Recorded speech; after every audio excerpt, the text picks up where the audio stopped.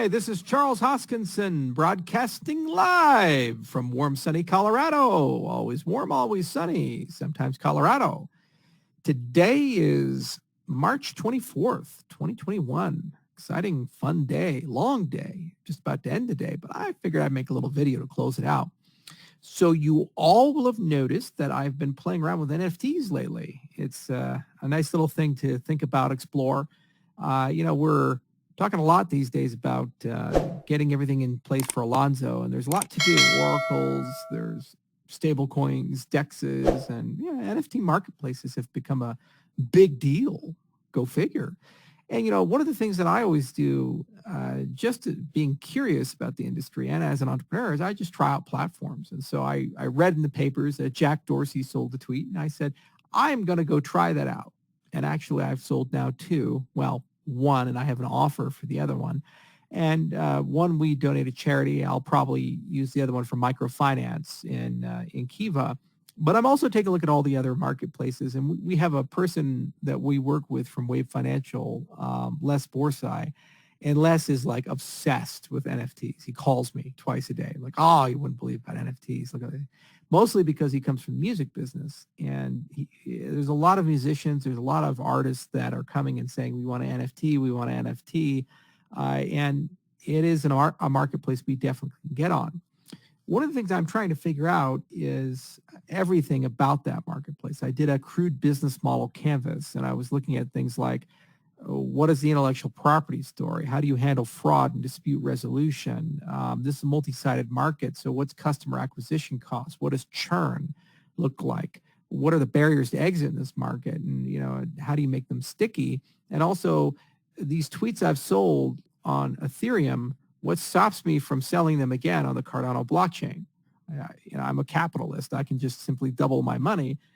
Yeah, okay, there's provenance and uniqueness, but this is the ADA version versus the Ether version. And why is one more valuable than the other, and so forth.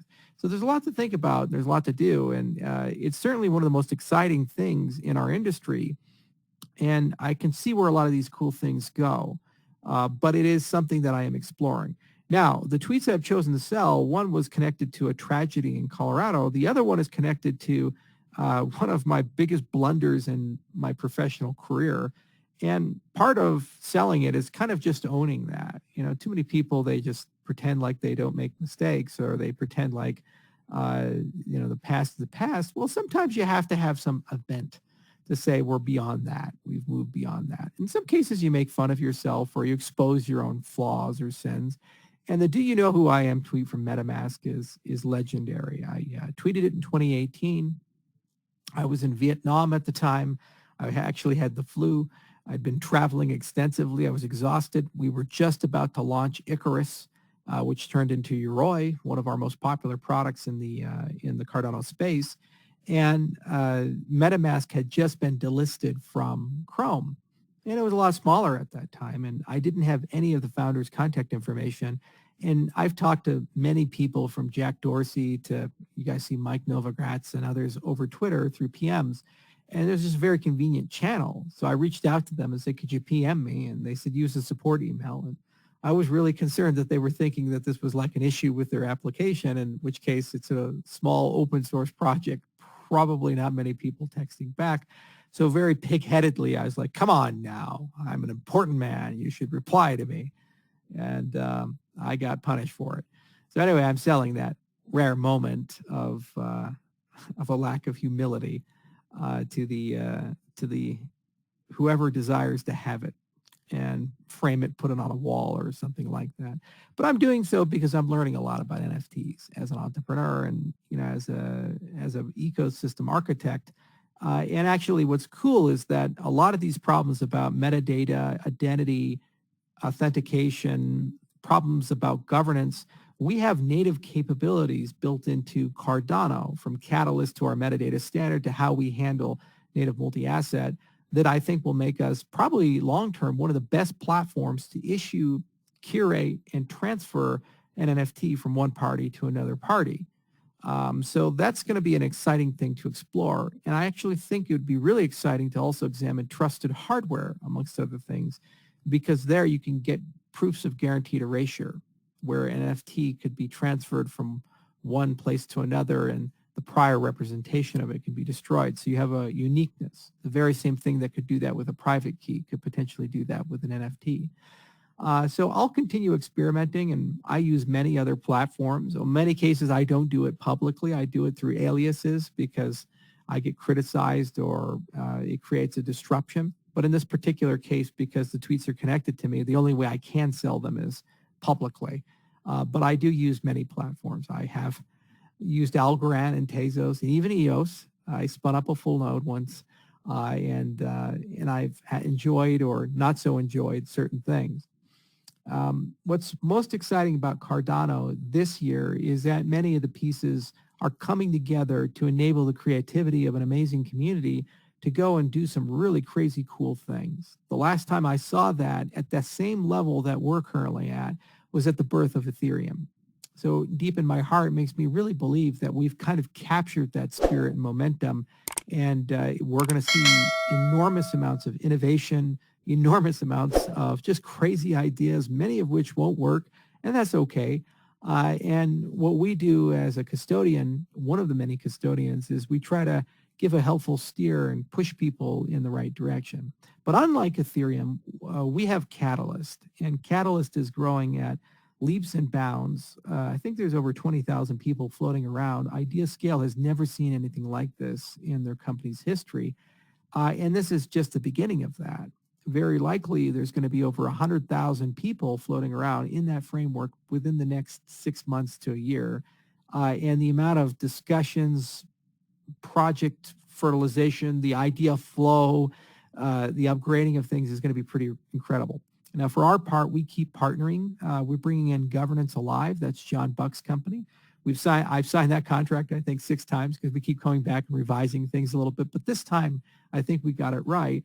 And we're also looking at adding an incubator accelerator component. And we're also looking at post-funding acceleration, incubation, auditing, and oversight.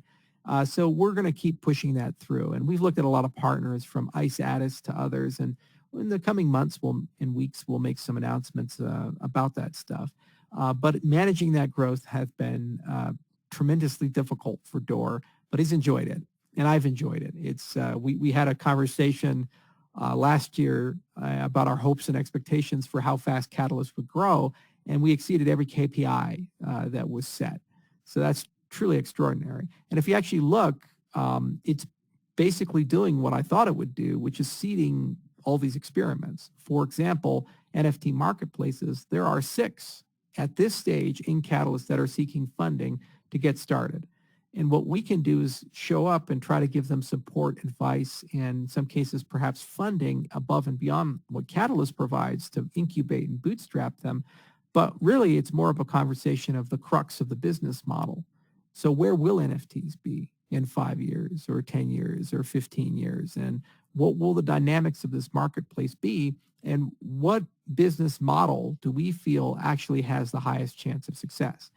Many of you may have noticed that I don't care so much about network effect because we live in an age where network effect is not sticky in many cases. I have witnessed, as have you, platforms with hundreds of millions of users die in a matter of months to years. Every video game is very popular. If you know these AAA games, Red Dead Redemption, Cyberpunk, and so forth. And if you look at the gameplay usage, it tends to die off unless there's something to have people keep coming back and be sticky.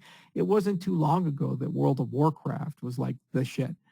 And it has definitely not succeeded as much as it used to. The same for EverQuest, the same for all of these other things. And those are among the most addictive and sticky of experiences. So networks have to have a reason to survive, and they have to go through a continual process of reinforcement, reinvention, and proper use and utility. Even things like Windows, which sought to be indomitable, they may die because they just simply no longer are the model. The same for mainframe computers and so forth. So that's one dimension of network effect. The other is that a lot of the network effect is borrowed. If you're Uniswap, you don't wake up every day saying, boy, how do I make Vitalik Buterin and Ethereum rich? You're a platform for liquidity. You're thinking about primary and secondary offerings. You're thinking about trading, and you're saying, I don't care if the trading occurs on EOS or Tezos or Cardano. What matters to me is predictable cost. What matters to me is people who are using the system are paying low fees, are having a good experience, that this is a better product than a traditional centralized exchange. And ultimately, my path to getting 1 billion customers is clear. So what does that mean? It means that most of DeFi will become multi-chain out of necessity, and a lot of DeFi will nest at a race to the bottom. So that seldom will be a completely decentralized platform. It'll be some hybridization of permission and permissionless. And that's probably not going to be the thing that gets your platforms where you need to go. The social dynamics are far more important. That said, it's easy to clone these protocols. It's easy to partner with these. Just in NFTs, we've already approached several of the top 10 marketplaces and already begun discussions of porting them over to Cardano, because why not? It's an easy conversation. It's just engineering resources, and we're scaling up capacity there specifically for these types of relationships. And we'll do the exact same for other protocols above and beyond just NFT marketplaces. Eventually, we'll probably see these things with other DEXs and oracles and so forth. And eventually, as I said, it's a race to the bottom, because we think the bets we've made on our operating model long-term will be superior to other platforms. Within a few-year band, it wouldn't surprise me to see most of them migrate over to us. Because why would you want to pay more money, especially if you're not giving up customers to transfer over? So that's what makes this fun. All that said, tomorrow is going to be a good day. It's our Cardano 360 episode for the end of the month, and this one's a pretty special one to me. So I really would love for all of you to tune in, and we put a lot of work into it. We brought a lot of people on. There's a lot of passion in this show. And what's more exciting is that the subsequent shows in April, May, June, July, they're over time going to become more community focused, because a lot of the things that are exciting will not be infrastructure. They will be products and projects and use and utility and cool things you, the community, are doing. So in addition to that, we recognize that a multi-hour format, while it's great for nerds like me, probably not so good for the mainstream public. So in addition to Cardano 360, we're also going to be deploying a Cardano 360 Mini. So each segment of Cardano 360 we'll have David, because he's really good at the short form, concise 1 to 3 minute time, TikTok-ish time frame. He'll create a very concise version of that, along with some visuals that are shareable. And then we'll try to stitch that together into a 10 to 15 minute episode, which, if you don't have the time to watch the full thing, will give you a real good high-level summary of what actually happened, what were the announcements, what are we doing, and well, what did we accomplish that month. So I expect to see you guys all tomorrow. I'll be there, and the coming months are going to be some of the most fun and challenging in the project, and challenging in that there's a lot to deliver, a lot to do, working more than I think I've ever worked in my life, but also rewarding, because this is where things get turned on and get put together and so forth. We haven't given up any ground. In fact, we just keep gaining. We just keep adding. And in fact, I'm probably going to spend more money on scientific research this year than in any point in my career. I suspect our research budget for just basic sciences and industrial research will be $15 to $30 million. To give you a sense of that, there were years in our company's history where that was our entire yearly budget for every single thing we're doing. And that's just now the scientific spending. So things are definitely growing here. We're probably going to hire between 100 to 200 people this year alone to augment, add to the existing work lines that we have. In addition to that, we're starting to see very substantive commercial success and making headway in the Fortune 500 and in the governmental space. And so in the coming months, we'll have more to say about that. But I think our investments we made in being the adults in the room, in terms of doing the research, doing the formal methods, doing the code right, and just being very clever about governance, are going to pay huge dividends and allow us to win the long game. Cardano has always been a long game. I don't particularly care about the day-to-day markets and the day-to-day social media storms, positive or negative. It is nice when everybody's praising you, and you got to take that with when everybody's criticizing you. And some days we win, some days we don't. But we never lose focus of where we're going and why we're going there in the mission, which is to give economic identity to those who don't have it. And I'd like to believe that there are now hundreds of thousands of people floating around the world, if not a million, who have that same mission. And they've made my mission their mission. And then together we can succeed. So thank you so much for listening, and let's have some fun. Cheers.